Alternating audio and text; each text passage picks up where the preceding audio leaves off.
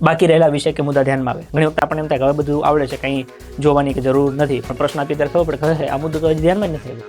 કે કોઈ વિષયનો એવો મુદ્દો હોય કે કોઈ વિષય હોય તો આપણને ખબર પડી જાય કે આ વિષયના પ્રશ્નો ખોટા પડે છે. માની લો કે ગુજરાતીના 4 પ્રશ્નો ખોટા પડે ને આપણને એવું લાગતું ગુજરાતી આવડે છે, પણ તો 4 પ્રશ્નો ખોટા કેમ પડે છે તો એ ખબર પડે. સૌથી ઓછા સમયમાં સંપૂર્ણ વિષય વસ્તુનું પુનરાવર્તન થઈ જાય. તમે આખું પેપર આપો એટલે નોર્મલી પેપરમાં લગભગ બધા વિષયના બધા પ્રશ્નો આવી ગયા હોય.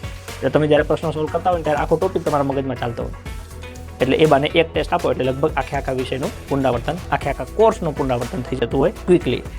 અને સૌથી મોટો પોઈન્ટ, થોડા માટે ન રહી જવાય એના માટે ક્રિયાપદ છે. ક્રિયા પતી જાય ને પછી એમાં જઈને કલ્પના કરે. જો પરીક્ષા પહેલાં પ્રેક્ટિસ કરી લીધી હોત તો ક્રિયાથી પ્રત્યત ક્રિયાપદ કહેવાય. તો એવું ન થાય એના માટે તમે પહેલાંથી પ્લાન કરી શકો કે તમારે મેઇન પરીક્ષા આપવાની છે, એમાં ભૂલ ન થાય અને ભૂલના લીધે થોડા માટે રહી જતા હો તો ન રહી જાઓ એના માટે, થોડા માટે ન રહી જવાય એના માટે મોક ટેસ્ટ આપવી જરૂરી છે.